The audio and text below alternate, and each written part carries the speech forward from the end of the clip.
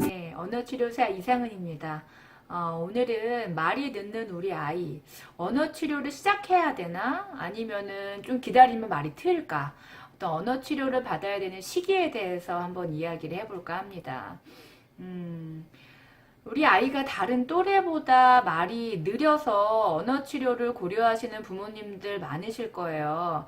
근데 이것을 부모님 입장에서는 굉장히 그게 고민이죠. 그래서 언어 치료를 받을까 생각을 하다가도 주변에 이야기를 하면 어르신들, 할아버지, 그러니까 아이의 할아버지나 할머니한테 이제 상의를 하거나 이야기를 하면 기다리면 다 한다. 뭐 별로 기다려보지도 않고 그러냐. 될 때 되면 할 때 되면 다 한다. 이렇게 얘기를 하기도 하시고 얘 아빠가 5살 때 말이 튀었다. 이렇게 이야기도 하시죠. 그래서 그렇게 얘기를 들으니까 조금 더 기다리면 할 것도 같고, 또 아이 이해하는 것을 봤을 때, 아이가 말하는 것, 뭐 수행하는 것을 봤을 때, 간단한 심부름도 하고, 대체로 좀 알아듣는 것 같고, 이런 거 보니까 좀 많이 떨어지는 것 같지는 않고, 좀 기다려보면 할래나? 이런 생각 때문에 그냥 언어치료를 받지 않고, 그냥 고민만 하시다가 기다리시는 분들도 계실 것 같아요. 또 한편으로는 언어치료 안 받자니, 그냥 어린이집이나 유치원에 다니는데, 사회성, 아이들과 어울리지 못해서 사회성이 떨어지는 것은 아닌가.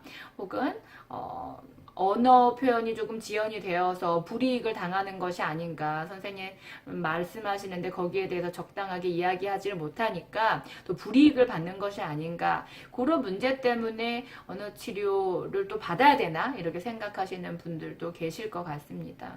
치료를 시작해야 되는지 혹은 기다려도 되는지에 대한 여부는요, 우리 아이가 단순히 말이 늦게 트이는 아이인가, 우리가 이제 흔히 이야기하는 레이트 블루머, 외국에서는 레이트 블루머라고 불러요. 블룸이라는 뜻이 피우다, 꽃 피우다라는 단어잖아요. 그래서 늦게 꽃이 핀다, 대기 만성형이라고도 이제 표현을 할 수 있는 레이 블루머인지, 혹은 말 언어적으로 취약한 레이 토커인지, 정말 말이 늦은 아이인지에 따라서 언어 치료를 받아야 하는지 그냥 기다려도 되는지에 대한 여부를 판단할 수 있습니다. 그렇다면 말이 단순히 늦게 트이는 아이인지 혹은 정말 말이 늦은 아이인지를 판별할 수 있는 그런 기준이 필요하겠죠. 그래서 제가 4가지 측면에서 이야기를 나눠볼까 해요. 첫 번째는 비구어적인 언어들이 활발하게 나타나고 있는지를 봐야 돼요.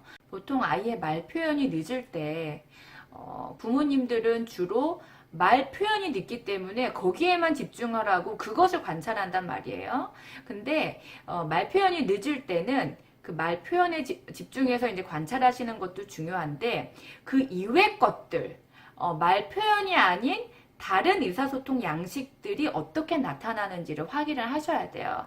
예를 들면 비구어적인 의사소통 양식, 대표적인 것으로 제스처가 있겠죠. 제스처. 제가 예전에 자폐 아이들 제스처 가르치기라는 그 동영상에서 제스처가 얼마나 중요한 의사소통 양식인지를 말씀을 드렸어요. 보통 어린 아기들이 말을 배우기 전에, 구어적 말을 배우기 전에, 말을 표현하기 전에 제스처가 먼저 활발하게 나옵니다.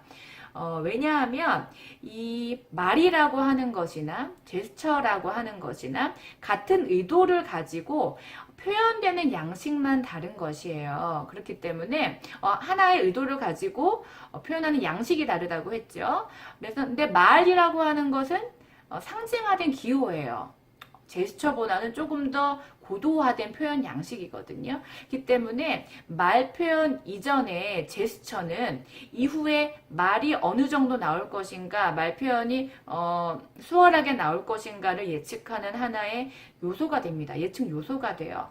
이제 만약에 말 언어 능력이 좀 취약한 아이라고 하면 제스처도 활발하게 나오지 않을 가능성이 있거든요. 높아요.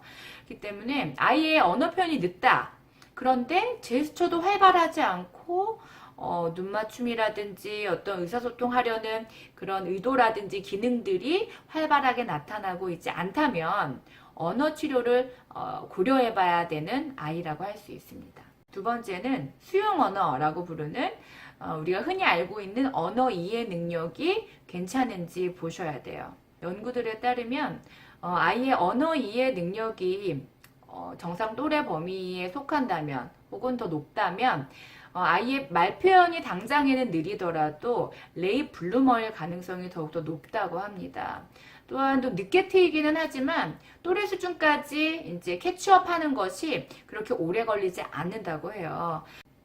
그런데 제가 이렇게 이제 말씀을 드렸다고 해서 우리 아이는 뭐 이해 능력은 괜찮아, 시키는 거 다 하고 뭐 심부름 다 하고 이러니까 뭐 이해 능력은 괜찮으니까 기다려 보면 되겠다라고 생각하시는 부모님이 계실 것 같아요. 그런데 제가 여기서 이야기하는 언어 이해 능력이라고 하면요, 부모님께서 주관적으로 판단하시는 아이의 언어 이해 능력이 아니에요. 또래 수준, 또래 기준과 비교했을 때 언어 이해 능력이 정상 범위에 있느냐, 객관적인 기준에 따른 그 언어 이해 능력을 이야기를 하는 것입니다. 그래서 주관적으로 우리 아이는 심부름도 잘하고 말하는 거 다 알아듣는 것 같으니까 괜찮겠지가 아니라 객관적으로 이제 또래 수준과 비교했을 때 그 정상 범위에 해당하는가를 확인을 하셔야 됩니다. 언어 검사를 받는 방법도 있죠. 스크리닝 검사라고 해서 이 아이가 문제가 있는지 없는지를 확인하는 검사가 있어요. 하지만 꼭 그렇게까지 언어 검사를 받지 않으시더라도 요새는 자료들이 굉장히 방대하고 잘 나와 있죠. 인터넷만 찾더라도 자료들이 많아요. 각 연령대에 비해서 언어 이해 수준을 알 수 있는 항목들도 많고요. 또 서적에도 잘 나와 있으니까 그것들을 참고하셔서 우리 아이가 지금 이 연령대인데 여기서 나타나야 되는 이해 능력을 습득을 하고 있는지, 이해 능력을 갖고 있는지를 한번 확인해 보시는 것이 필요하실 것 같아요. 언어 표현이 느리고 저하가 되는데 객관적인 언어 이해 능력도 저하가 된다고 판단이 된다면 언어 치료를 고려해야 되는 아이의 가능성이 높습니다. 세 번째는 아이가 매달 새로운 언어 기술을 습득하고 있는지를 확인을 하셔야 돼요. 중요한 것은 매달이에요. 2달, 3달에 걸쳐서 아이가 발달했나? 이런 것을 따지는 것이 아니라 매달 확인을 하셔야 돼요. 계속적으로 아이가 말 표현이든 의사소통하려는 시도든 늘어나고 있는지 계속적으로 모니터링을 좀 해주세요. 저번 달에 비해서 이번 달 그 메모한 걸 봤더니 특별하게 달라진 게 없네. 그 표현이 그 표현이네. 이렇다면은 언어 치료를 고려해 보셔야 됩니다. 네 번째는 운동 발달 측면이 좀 지연되지 않았는지를 확인해 보실 필요가 있어요. 말 언어 발달이 느린데 대근육, 소근육 발달도 함께 느리다면 그렇지 않은 아이보다 말 언어적인 부분이, 말 언어 습득하는 부분이 취약한 아이일 가능성이 높습니다. 그래서 아이가 말이 늦는 것뿐 아니라, 말 표현이 늦는 것뿐 아니라 또 운동 발달도 또래에 비해서 좀 느리다고 생각이 되신다면 언어 치료가 좀 더 필요한 아이일 가능성이 높습니다. 네, 제가 이렇게 한 4가지 측면에서 레이트 블루머인지, 말이 단순하게 늦어서 나중에 트일 가능성이 있는 아이인지, 혹은 레이트 토커인지, 정말 말 언어적으로 취약한 아이인지를 가늠할 수 있는 한 4가지 정도 어떤 기준들을 설명을 해드렸어요. 근데 이렇게까지 말씀을 드렸는데도 그래도 잘 모르겠다. 언제까지 기다리다 언어 검사 혹은 언어 치료를 받아야 합니까? 정확한 연령을 알고 싶다라고 여쭤보시는 분들이 계실 거예요. 굳이 언어 치료를 꼭 이제 시작해야 되는 연령대를 말씀을 해달라고 하신다면 저는 만 3세라고 말씀을 드리고 싶어요.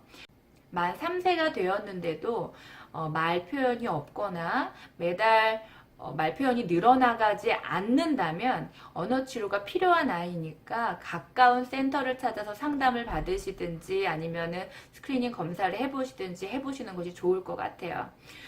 언어 치료가 꼭 필요한 아이인지 혹은 기다려도 되는 아이인지 정확하게 판단하기 위해서는 이제껏 쭉 말씀을 드렸지만 아이에 대해서 세심하게 관찰하시는 것이 굉장히 중요합니다. 그것을 꼭 기억하시길 바랍니다.